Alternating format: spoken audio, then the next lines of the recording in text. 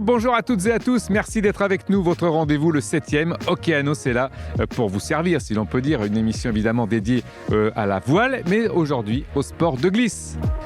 Au sommaire de cette émission, nous irons au Pays Basque avec Arthur Bourbon, un surfeur et cinéaste primé au Festival du film de La Rochelle, pour un film dans lequel il raconte comment au Libéria, des anciens enfants soldats ont posé les armes pour ramasser une planche de surf. Vous allez le voir, le surf c'est aussi un moyen d'émancipation. Dans notre journal des compétitions, nous reviendrons sur la dernière étape de l'NJ Kite Tour à Leucate, mais également sur l'Open de France de bodyboard à Cap-Breton dans les Landes. En parlant de bodyboard, le Made in France a le vent en poupe après le Covid-19. Nous irons du côté de Raves Bodyboard, une entreprise qui en a fait son fer de lance. Côté tech, nous vous ferons découvrir une bouée télécommandée pour pouvoir venir en aide aux riders en mer. Nous parlerons de Youssef. Enfin, nous évoquerons les planches de Nomad Surfing, un shaper un peu particulier qui reverse 5% de ses ventes à des associations de protection des océans.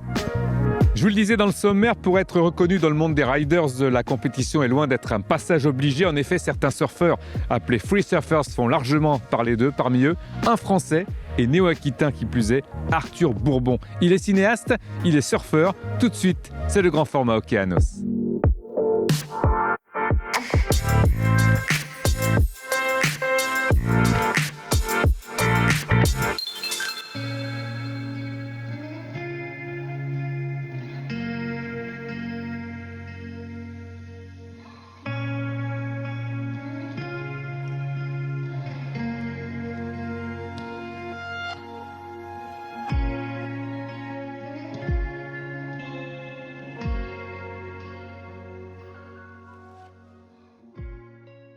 Alors j'ai commencé le surf tout petit en Guadeloupe. Je suis né et j'ai grandi en Guadeloupe et mes deux parents sont surfeurs. Donc évidemment ça s'est fait un peu assez naturellement et c'est un peu une histoire de famille quoi. Mes deux parents surfaient, j'habitais en face de l'océan et du coup tous les week-ends c'était pique-nique à la plage, surf sur les planches des parents et puis voilà, donc j'ai commencé à pratiquer comme ça et puis après en club. Avec les copains, avec des professeurs, des gens qui t'apprennent un peu plus les bases, les techniques, tout ça. Et puis voilà, comme j'étais à fond dedans, que mes parents évidemment, ça tournait souvent autour du surf, donc je pratiquais beaucoup, etc. Et je commençais à faire des compétitions et comme je me débrouillais pas mal, ça s'est fait en mode. J'ai commencé à rentrer dans un cursus de sportif de haut niveau, compétition. Donc j'ai intégré au début le pôle espoir de Guadeloupe, où il y avait une sorte de structure qui permettait aux jeunes de s'entraîner. Et ensuite, à 15 ans, j'ai aménagé en France.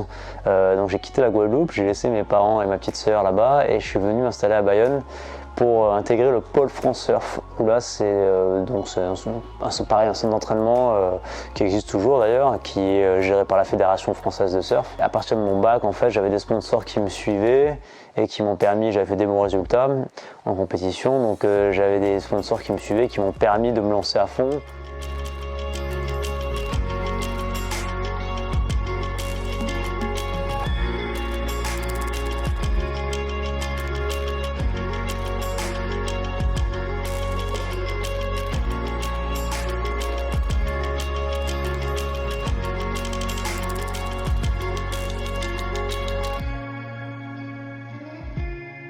J'ai fait beaucoup de compétitions pendant longtemps, c'était hyper enrichissant par plein de ça m'a permis comment ça t'apprend une certaine rigueur, un certain sérieux, une certaine responsabilité, tout ça. Ça m'a fait voyager, ça m'a fait m'entraîner, surfer plein de spots différents, rencontrer plein de gens, donc je regrette pas du tout. Mais c'est vrai que je me suis très vite senti un peu limité dans ma pratique de faire que la compétition, le surf. L'océan et c'est vrai que le surf, il y a tellement plein de choses, à voir, tellement plein de choses à raconter que juste d'aller à l'autre bout du monde, voyager, dépenser des fortunes pour aller, en Australie, faire une compétition, des fois tu perds au premier tour, ce qui m'arrivait régulièrement, et sur les circuits, sur le circuit WQS, circuit pro. Bah là en fait tu te dis pourquoi je fais ça en fait, ça rime à rien. J'ai surfé des vagues pourries, j'ai passé 10 jours de ma vie à aller au bout du monde pour dépenser je sais pas combien d'argent. Et en fait ça me plaisait plus, j'avais du mal à y trouver la motivation. C'est très dur déjà en termes de niveau, il faut un niveau de fou pour pouvoir espérer se qualifier. Donc en fait très vite moi je suis parti sur ma carrière s'est orientée vers le free surf. Donc c'est-à-dire que je faisais plus de compétition, mais j'étais toujours professionnel puisque je suis payé par un sponsor, mais là ça s'orientait vers du voyage, aller raconter une histoire, partir avec des photographes, des caméramans, aller faire un article sur telle ou telle destination, telle ou telle chose, telle ou telle vague, tel ou tel spot, et voilà, c'est comme ça que ma carrière s'est goupillée en gros, et je suis devenu free surfer professionnel.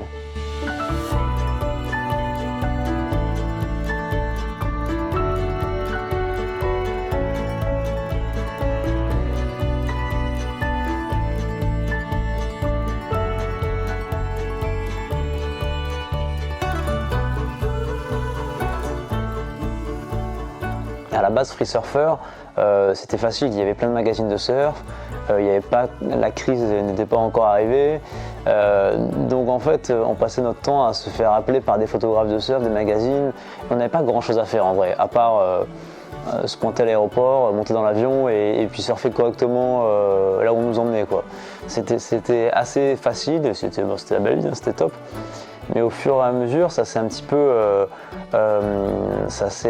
comment dire, développé vers un autre axe en fait, parce qu'il y a eu toute cette montée un peu du web 2.0, de tout ce qui est justement les réseaux sociaux, les plateformes comme YouTube, Vimeo, tout ça.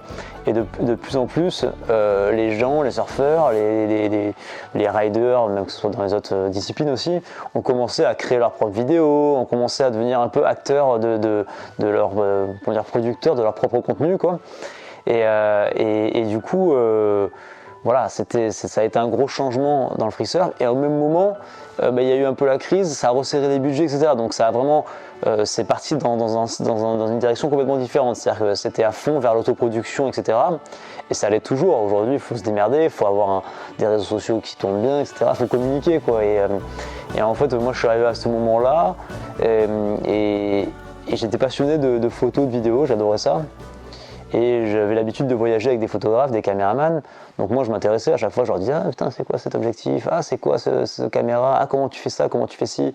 Puis je me suis acheté un petit appareil photo, je prenais des photos au début, comme j'allais dans des endroits hyper beaux, où je passais du temps à surfer, à visiter, avec tout ça. Je prenais des photos, je documentais un peu mes voyages, mais plus pour moi, puisqu'il y avait toujours un photographe et un caméraman professionnel qui était mandaté par un sponsor, un magazine ou autre. Mais du coup, j'ai commencé à le faire pour moi. Et puis, au fur et à mesure, je me suis acheté de plus en plus de matériel. Et puis, j'ai commencé à me faire mes propres montages de surf quand je partais en voyage. Je me débrouillais à me faire filmer. Et puis après, je faisais mes montages, etc. Et ensuite, c'est carrément devenu un moment où je me suis dit, tiens, je pourrais aussi en faire un métier. J'avais envie de faire des films. Et je me suis dit, bon, c'est un peu le moment. J'ai pas mal de mes potes qui se font virer de leur sponsor, qui perdaient leur sponsor. Je me suis dit, ce serait cool d'avoir un métier à côté du surf. J'avais vachement de temps libre. Je me suis dit, bon, je vais un peu me former là-dedans. Je me suis formé sur le tas, j'ai pas fait d'études.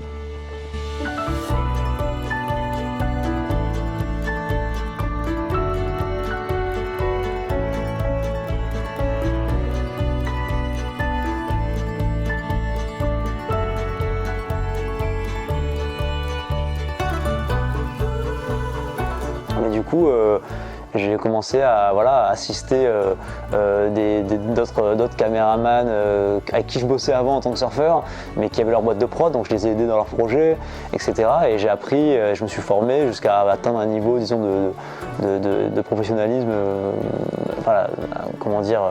Je peux prétendre maintenant à pouvoir réaliser des productions professionnelles, entre guillemets. Le surf m'a fait découvrir un peu l'audiovisuel, puis après l'audiovisuel m'a aidé à développer ma carrière de surfeur, puisque ça me permettait de réaliser un peu mes petites productions surf, etc. Donc mes sponsors étaient ravis. Et puis d'un autre côté, les plus beaux projets que je faisais, c'était quand je faisais un super voyage, que je faisais une jolie vidéo de surf, tout ça. ça me faisait connaître en tant que vidéaste, entre guillemets. On voyait que, que je me débrouillais, que je faisais des trucs sympas, tout ça. Donc ça m'a apporté aussi de la crédibilité en tant que vidéaste.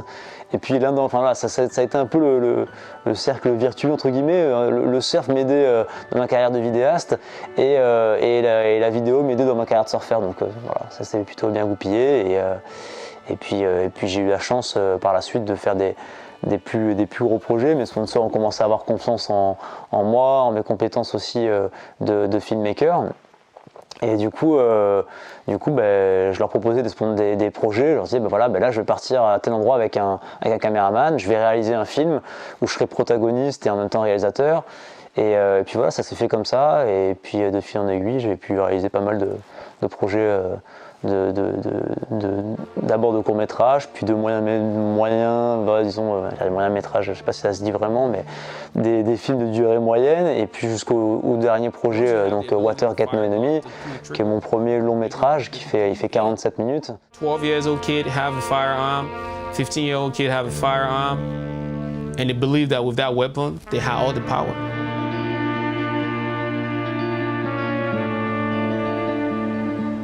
The way they were reacting, I haven't really seen anything that is so wicked during that time. A child will look at you and shoot you dead, and he will have no remorse. Alors, Water Get No Enemy, ça a été tourné au Liberia. Comment s'est retrouvé là-bas? En fait, j'ai Damien Castera, qui est co-auteur du film, qui était mon partenaire pour ce projet.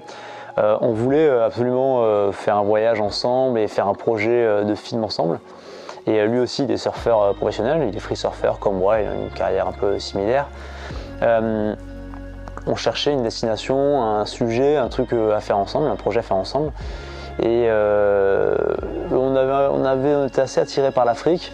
Et en fait, un jour, il est arrivé avec une photo d'une vague parfaite. Il m'a dit, tiens, regarde, c'est au Liberia. Je lui ai dit, mais c'est où le Liberia? Il me disait, écoute, je sais pas trop non plus. On a regardé, on s'est renseigné. Et en fait, on s'est rendu compte qu'il y avait des belles vagues, que c'était pas connu.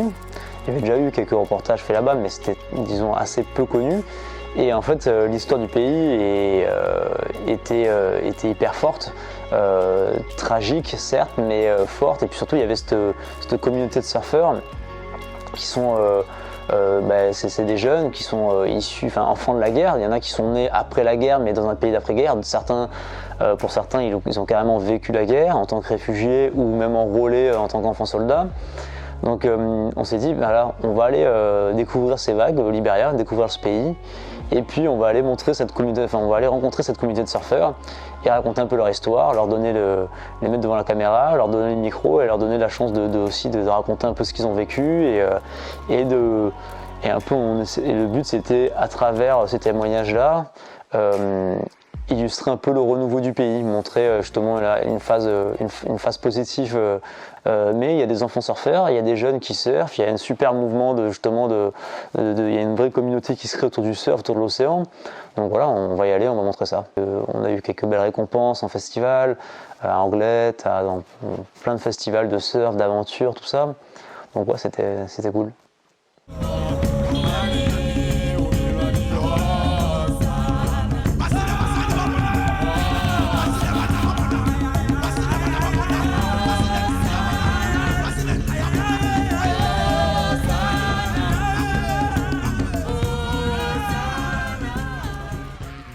Nous retrouverons bien sûr dans quelques instants Arthur Bourbon pour la deuxième partie de ce grand forum. Vous en êtes habitués maintenant à ces deux parties qui intéressent nos plus grands champions. Et évidemment, un autre champion est avec nous. Il a l'habitude, Vincent Larguin, pour le journal des compétitions.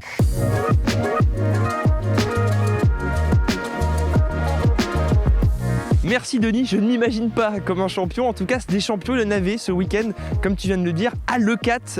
Il y avait la finale du NG Kite Tour avec 35 nœuds de vent. Et cette année, la compétition a été rude. Et c'est Axel Mazella, auteur d'un sans faute, qui rafle la mise au classement général de la saison. Alexia Fancelli s'impose chez les filles. En twin tip, c'est Faudrenne Lecoq, vainqueur à la Grande Motte et 3e à Arcachon, qui décoche le titre malgré sa 6e place à Leucate. Auteur du Grand Chelem de cette année, Alex Cazet Azergues s'est quant à lui imposé au classement général de la saison en planche directionnelle. Du côté de nos néo-aquitains, Nicolas Parlier du cercle de voile d'Arcachon est le dauphin de cette compétition derrière Axel Mazella en kitefoil. Et c'est le Rochelais Mathieu Arthur qui décroche la 3e place de cette étape à l'E4. En twin tip, l'Arcachonnais Benoît Gomez arrache la première place du podium lors de cette étape. Chez les filles, Marie-Victoire Duhamel du cercle de voile de Sanguinet prend sa 3e place sur cette étape. Enfin, c'est malheureusement la dernière compétition fédérale de l'année. 15 jours après les championnats de France, le Santocha Surf Club a organisé ce jeudi et vendredi l'Open de France de bodyboard à Cap-Breton sur le spot des Océanides. Les conditions étaient superbes pour la première journée de l'édition. La direction de l'événement a d'ailleurs décidé de faire courir les finalistes des dames dès le premier jour. Et c'est l'ancienne championne du monde, Anne-Cécile Lacoste, qui remporte la compétition devant Cléo Andréis. 2 semaines après son titre national, Martin Mouradian remporte la finale en drop knee devant Morgan Lequelec. Un Lequelec d'ailleurs qui est très en forme dans cette compétition, qui n'est pas passé loin de remporter le doublé en gagnant la finale de l'Open. Désormais, c'est le moment d'aborder la rubrique Tech Eco. Qu'est-ce que vous allez nous faire découvrir cette semaine, Vincent Larguin?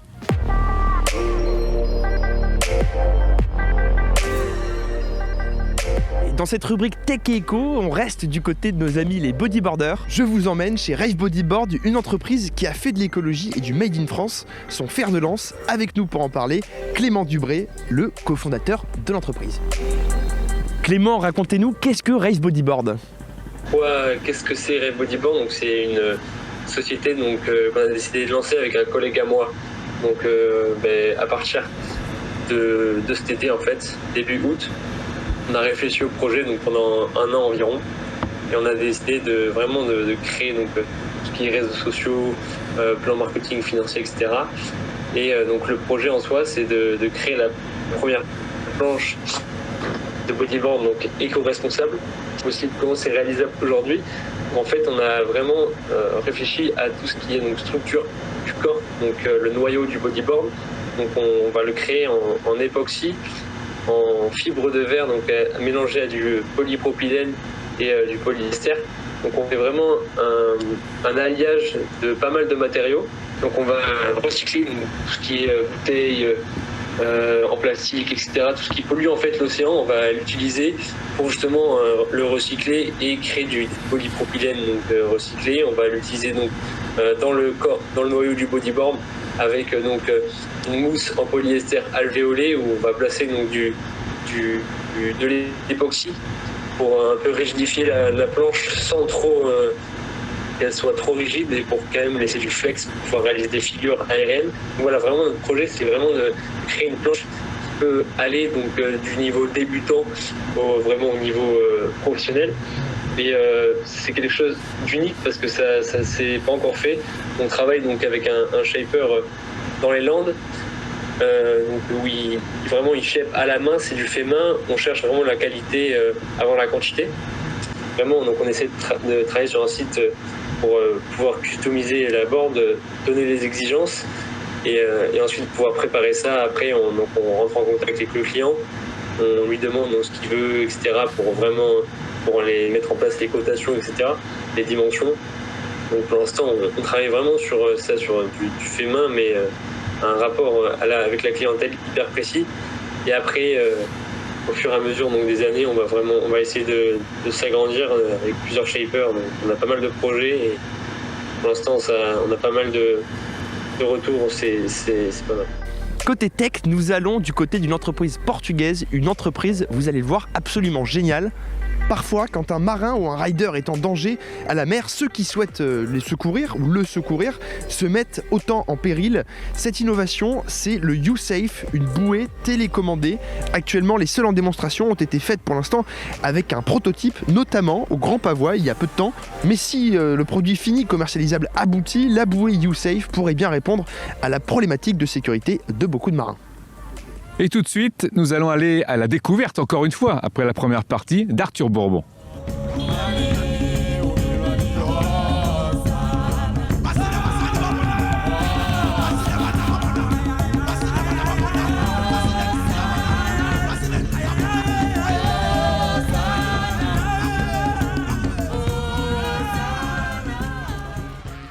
Moi, ce qui m'intéresse en tant que filmmaker, en tant que surfeur, réalisateur, c'est de faire des films qui sont un peu différents de ce qu'on voit tous les jours sur les réseaux sociaux. C'est de faire justement des films et pas juste faire du surf porn, enfin, juste faire des images de surf. Voilà, j'ai envie de raconter une histoire, j'ai envie qu'il y ait un message qui passe. Et c'est ça qui me plaît. Et c'est ce que j'ai envie de faire. Et du coup, j'essaie de faire des films qui sont un peu différents et de me démarquer par justement cette différenciation dans l'histoire, dans le storytelling, essayer d'aller à la rencontre de surfeurs qui m'inspirent, d'aller découvrir des endroits qui sont insolites, ou de trouver des concepts créatifs, visuels, tout ça, qui ont quand même un sens derrière, quoi. Et voilà, du coup, il y a eu ce projet au Liberia. Évidemment, il y a on va à la rencontre de surfeurs. Voilà, il y avait une aventure humaine hyper forte. Derrière, depuis, il y a eu le Covid, donc c'était pas facile. On n'a pas eu beaucoup d'opportunités de tourner et de voyager, de se déplacer, tout ça. Mais j'ai fait un projet qui s'appelle Shared, où l'idée c'était de surfer à plusieurs, et c'était un peu aussi il s'est sorti fin 2020, donc c'est un peu, voilà, on a été tous enfermés, on a tous eu peur les uns des autres. Le Covid a été une expérience assez bizarre, et du coup, je me suis dit, tiens, voilà, ça fait un moment que j'avais ça en tête, je me suis dit, là, c'est le moment de le faire. J'ai invité tous mes potes surfeurs, plein de potes qui sont dans le coin, qui sont surfeurs, qui ont un joli style, qui sont plutôt gracieux, tout ça, à venir surfer tous ensemble, et on a fait que des vagues à plusieurs, en fait. Et l'idée, c'était c'était cette notion de partage et de communauté, d'être ensemble. Et du coup, voilà, ça c'est un projet qui est sorti l'an dernier.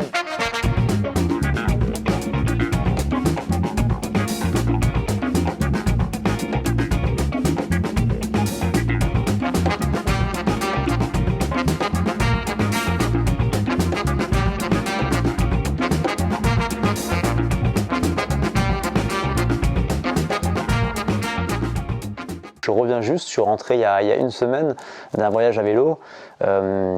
J'ai fait un mois de voyage à vélo de Biarritz jusqu'à la Bretagne.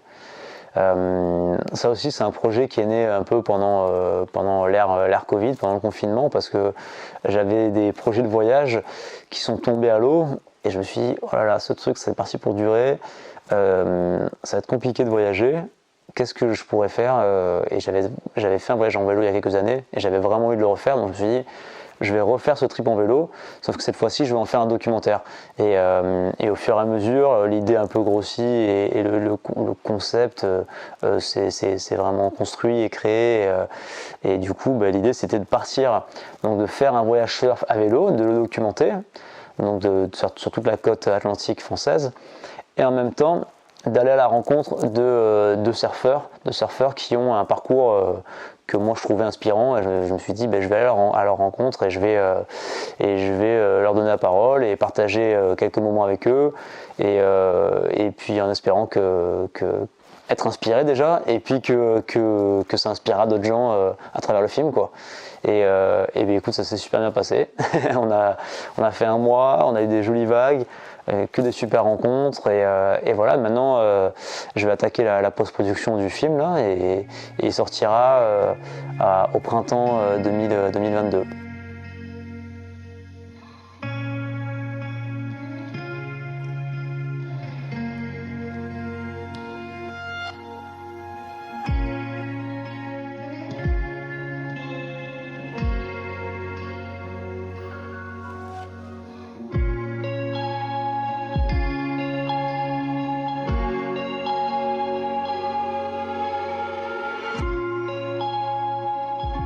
Du coup, voilà, c'est là où je mets toutes mes planches, j'ai mes combinaisons, j'ai des liches, des dérives, c'est un peu ma petite caverne d'Ali Baba.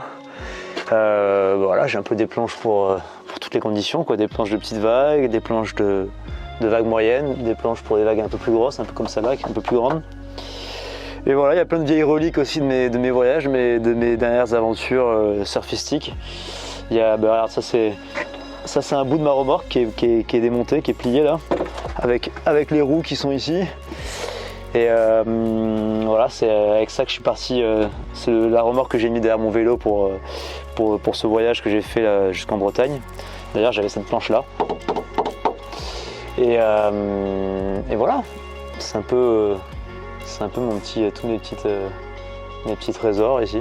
Ce qui est marrant, c'est que ça, c'est le vélo que j'avais aussi la première fois que j'ai fait mon voyage en vélo là en 2000, je crois que c'était en 2014. Donc c'était il y a 7 ans. J'avais fait un Biarritz-La Baule en vélo. Et là, cette année, quand je suis reparti, je me suis dit, bon, il était un peu tout rouillé, tout pourri, mais je me suis dit que, vu que l'aventure, c'était quand même de, justement, se déplacer différemment, et que le thème, c'était, il y avait une dimension écologique dans l'aventure, je me suis dit, bon, je peux pas acheter un vélo tout neuf, c'est pas possible. Donc, je me suis mis la mission, j'ai tout retapé, je suis allé dans une asso, dans un atelier qui est à Bayonne, et en gros, je l'ai repeint, je l'ai démonté entièrement, et je l'ai tout remonté, et du coup, il était comme neuf, tout nettoyé, tout cleané, tout ça. Et du coup, j'ai refait le même parcours avec le même vélo 7 ans plus tard. Et sachant que c'est un vélo de merde, c'est un vélo de base qui a rien de spécial. Mais c'est un fidèle compagnon de route. Il a tenu bon les 2 fois. Donc, le voyage, évidemment, permet d'élargir son champ de vision. Et oui, j'ai vu des endroits qui étaient touchés par la pollution ou par un effet néfaste du réchauffement climatique, du changement climatique. Mais en vrai, je pense qu'on est assez connectés aujourd'hui et il n'y a pas besoin d'aller à l'autre bout du monde pour comprendre que c'est un peu la merde et qu'il faut bouger. Qu'il y a une vraie crise environnementale. Donc oui, le voyage m'a aidé un peu, mais clairement, c'est pas parce que j'ai vu 3 bouteilles en plastique sur une plage à Bali que j'ai voulu avoir des engagements plus forts. Je pense que comme tout le monde, on voit des trucs à la télé, on entend des choses à la radio, c'est omniprésent aujourd'hui. Il n'y a même plus de doute sur le fait qu'il faut bouger, qu'il faut faire plus. Tous les jours. Donc voilà, moi en tant que sportif, en tant que surfeur, mon plus gros challenge, notamment c'est là où j'ai le plus gros impact, je pense personnel, mon empreinte carbone individuelle la plus forte est aller au niveau du déplacement, du voyage. J'ai fait des milliers de kilomètres, des centaines de milliers de kilomètres en avion. Une grandeur d'ordre, j'ai fait 10 fois, je crois que je suis allé 10 ou 11 fois en Indonésie, je suis allé 5 fois à Hawaï, je suis allé 4 fois en Australie. Enfin, bref. Et en gros, le chemin dans lequel je suis aujourd'hui, c'est d'essayer justement de voyager moins, de voyager différemment, d'expérimenter justement des déplacements avec d'autres moyens de déplacement que l'avion en gros. Voilà, le voyage lent, le déplacement lent, comme en vélo, comme en voilier.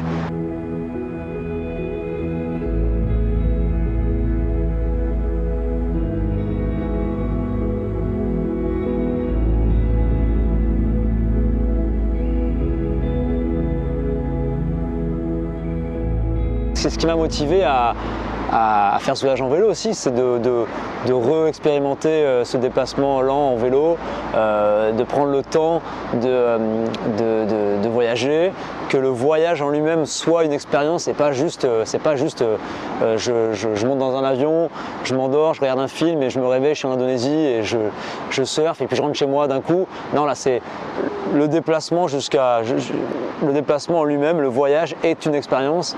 Et voilà, et en fait c'est un peu ça le but, c'est de changer de philosophie parce qu'au final, même s'il y a des prouesses techniques, même si un jour peut-être qu'on sera capable de se déplacer en bateau très très vite ou qu'il y ait des avions j'en sais rien moi, qui marchent au prout de vache ou j'en sais rien, dans tous les cas, on est de plus en plus nombreux sur la planète et il va falloir réduire notre consommation, que ce soit de voyage ou autre.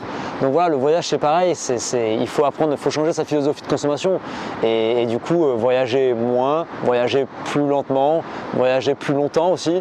Parce que voilà, si on veut partir au bout du monde en voilier par exemple, si on veut aller, moi je viens de Guadeloupe, si je veux aller en Guadeloupe en voilier, déjà j'ai 1 mois pour y aller.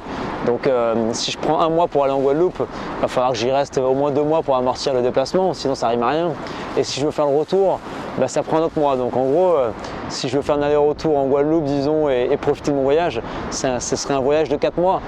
Donc c'est quelque chose qu'on ne peut pas faire tous les jours. Donc peut-être que maintenant, au lieu de partir 3 fois par an à l'autre bout du monde, vaut mieux partir une fois tous les 2 ans, mais faire un vrai beau voyage dont on se rappellera, un voyage dont on se rappellera toute notre vie. Et le voyage en vélo, justement, j'ai eu plein de rencontres j'ai fait plein de belles rencontres, et notamment avec des navigateurs, où justement je suis allé les voir pour leur parler de la voile.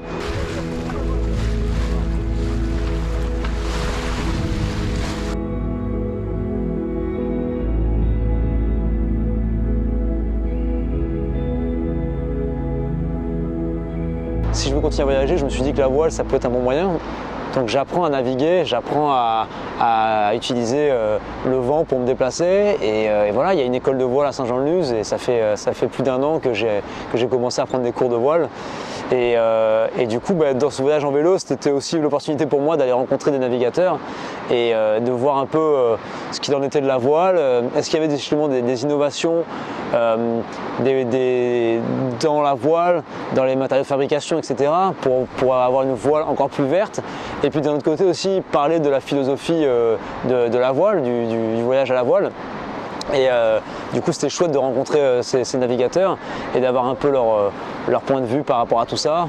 Et justement, ils l'ont tous bien dit, en gros oui, on pourra peut-être se déplacer sur des cargos qui transporteront des passagers sur des foils où on ira je sais pas moi, à 100 km/h avec des voiles en carbone, certes, mais en attendant, il y aura une dimension qu'on pourra pas enlever, c'est celle de la sobriété, celle de juste moins consommer, ou en tout cas consommer différemment. Et voilà, donc c'était intéressant de l'entendre de la bouche de ces gens-là, et voilà.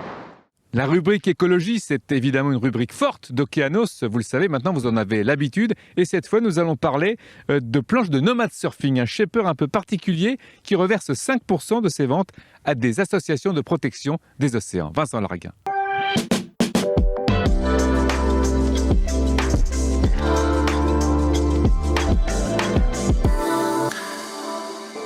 Côté écologie, je vous emmène du côté de Nomad Surfing, une entreprise qui propose de reverser 5% de toutes ses ventes à la protection des océans. Concrètement, depuis 2018, c'est plus de 15 000 € qui ont été reversés par l'entreprise et plus de 15 tonnes de déchets retirés de l'océan. J'ai pu discuter avec l'un des cofondateurs de Nomad Surfing. Une véritable conscience écologique est née chez lui depuis un voyage en Asie où la pollution est beaucoup plus visible que sur les côtes françaises. Alors l'idée de Nomad Surfing, c'est avant tout de faire participer chaque acheteur à la lutte contre la pollution des océans, un cercle vertueux qui ravira les riders en tout genre. Merci Vincent Larguin, évidemment, de nous avoir fait découvrir tout ça encore une fois pour ce numéro d'Océanos. Merci à toutes et à tous d'être de plus en plus nombreuses et nombreux à nous suivre. Vous pouvez continuer évidemment ou revoir Océanos sur les réseaux YouTube, Instagram. À bientôt.